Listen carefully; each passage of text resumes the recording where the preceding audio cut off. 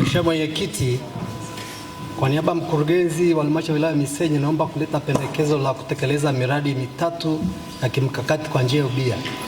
Mheshimiwa Mwenyekiti, halmashauri ya wilaya Misenyi iliingia mkataba na mtaalamu mshauri kupitia kampuni itwayo Volumetric Company Limited kwa ajili ya kufanya upembuzi yakinifu kwa miradi mitatu ya kimkakati, kazi ambayo ameikamilisha.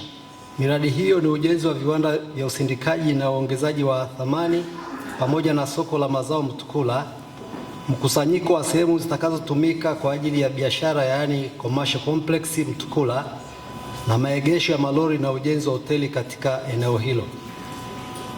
Hatua inayofuata baada ya kukamilika kwa upembuzi yakinifu.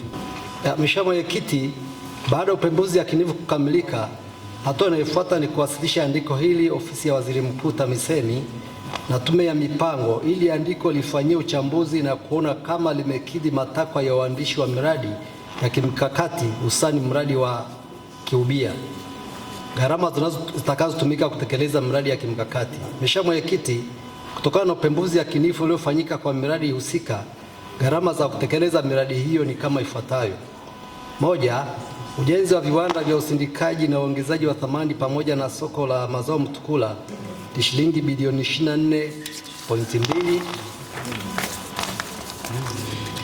Mkusanyiko wa sehemu zitakazotumika kwa ajili ya biashara yaani commercial complex Mtukula ikihusisha pia stendi ni shilingi bilioni 15.3.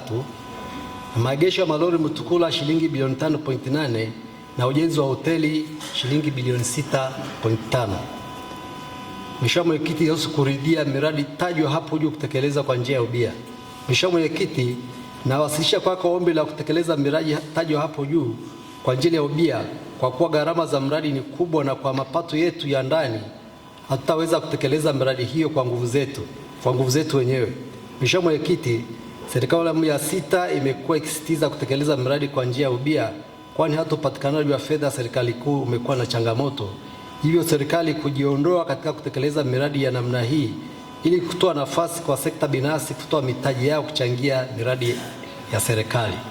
Mheshimiwa Mwenyekiti, ni imani yangu kuwa kwa kuwa taarifa ya upembuzi yakinifu itawasilisha ofisi ya Waziri Mkuu TAMISEMI na Tume ya Mipango, na kwa kuwa wanao uzoefu wa miradi mingi inayotekeleza, watatushauri njia bora zaidi ya kutekeleza miradi hii.